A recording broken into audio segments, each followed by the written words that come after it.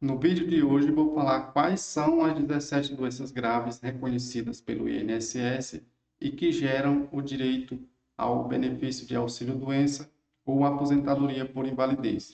Antes, te convido a se inscrever aqui no canal e deixar aí um gostei para o YouTube entender que o conteúdo é relevante e merece ser mostrado para mais pessoas que pesquisam por assuntos relacionados aos benefícios do INSS.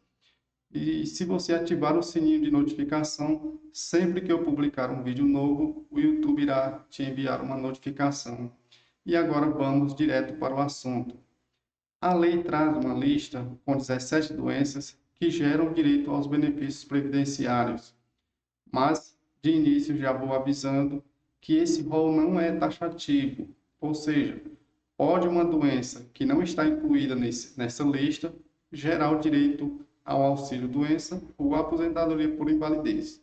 Afinal, o que gera o direito ao benefício não é a doença em si, mas sim a incapacidade ocasionada por essa doença.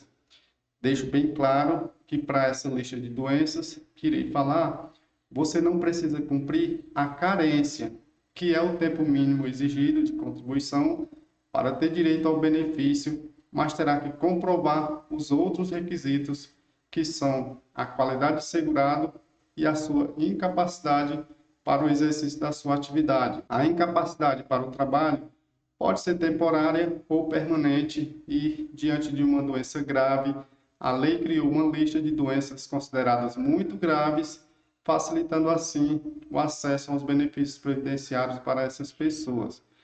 Vamos lá comentar essa lista de doenças. A primeira doença é a tuberculose ativa, que é uma doença infecciosa causada por uma bactéria, e o principal sintoma da tuberculose pulmonar é a tosse na forma seca ou produtiva. Por isso, recomenda-se que a pessoa com tosse por 3 semanas ou mais seja investigada para descobrir se realmente a pessoa está com essa doença. Há vários outros sintomas que podem estar presentes, como febre vespertina.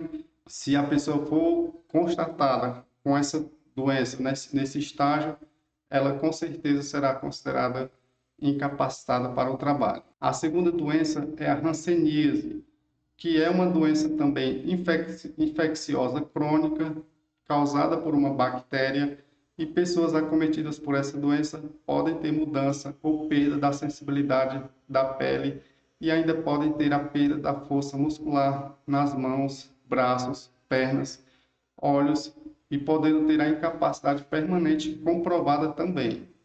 A terceira doença é a alienação mental. A alienação mental é quando, em razão de uma doença psiquiátrica, a pessoa tem uma significativa redução dos seus processos cognitivos, ou seja, essa pessoa passa a ter uma perda na capacidade de adquirir conhecimento, seja com o pensamento, a linguagem, com a percepção da realidade, com a memória ou com o raciocínio, por exemplo. Dentro desse quadro de doenças psiquiátricas, com essa nomenclatura de alienação mental, estão as seguintes doenças: transtorno afetivo bipolar, transtorno de borderline, transtorno depressivo recorrente, esquizofrenia, transtornos mentais e comportamentais devidos ao uso de álcool, cocaína e outros tipos de drogas. E a quarta doença é a neoplasia maligna, conhecida como câncer, que é a proliferação anormal de células que possuem uma estrutura diferente daquela que o tecido normal tem. Lembrando que a Lei 14.238 de 2021, também chamada de Estatuto da Pessoa com Câncer, estabeleceu princípios e objetivos essenciais à proteção dos direitos da pessoa com câncer e tem o objetivo de dar efetivação nas políticas públicas de prevenção e combate ao câncer. De acordo com essa lei, a pessoa com câncer é aquela que tem o regular diagnóstico com relatório médico feito por um profissional inscrito no Conselho Regional de Medicina e que tenha laudos e exames complementares necessários para a correta caracterização dessa doença. O câncer é uma das doenças que podem sim levar à condição de pessoa com deficiência e nessa situação também gerar a incapacidade para o trabalho e assim a pessoa pedir o auxílio-doença ou a aposentadoria por invalidez. A quinta doença é a cegueira.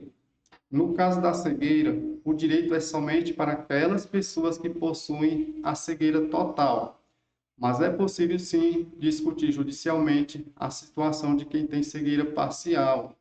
Isso vai depender de cada caso.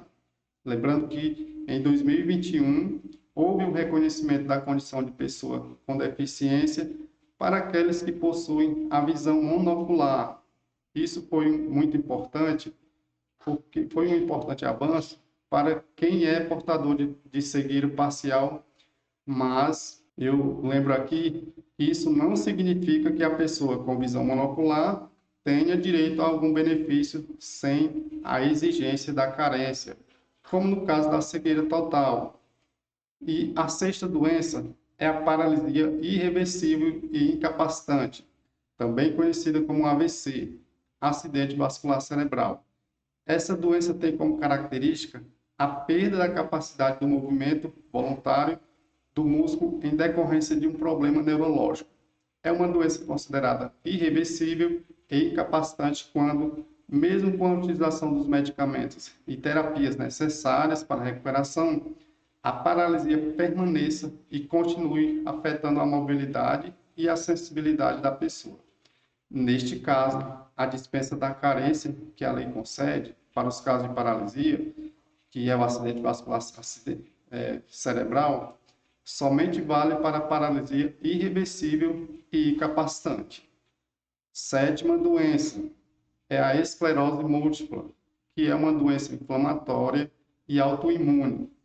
Isso acontece quando o próprio corpo se ataca.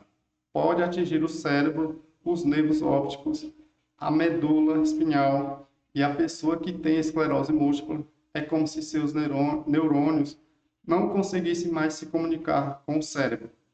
Por conta disso, é uma doença considerada degenerativa e pode ser debilitante e pode sim causar a incapacidade para o desempenho das suas funções, já que ela tende a piorar com o passar do tempo. Oitava doença, hepatopatia grave.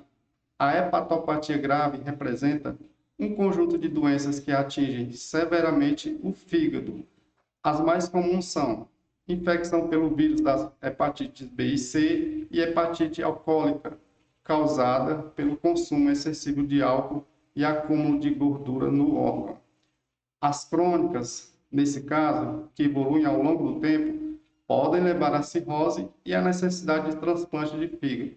Se essa doença evoluir para suas formas mais graves, poderá gerar a incapacidade para o trabalho. E a cardiopatia grave é a nona doença que vou falar. A cardiopatia representa as doenças relacionadas ao coração. É quando o coração pode perder a sua capacidade funcional, podendo a doença ocorrer no nível agudo, crônico ou terminal.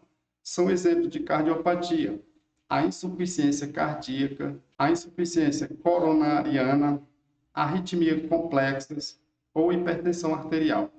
As doenças do coração costumam trazer limitações severas às funções da pessoa no seu dia a dia. E a décima doença é a doença de Parkinson. É uma doença degenerativa do sistema nervoso central. É causada pela diminuição da produção de dopamina.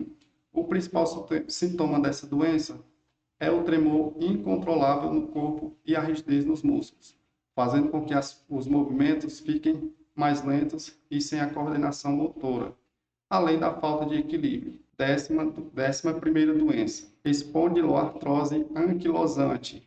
Essa doença faz com que as vértebras da pessoa se unam e assim vai causar dores intensas, dores agudas e incapacidade de movimentação da coluna e, claro, a incapacidade da pessoa desenvolver as suas atividades, desenvolver o seu trabalho.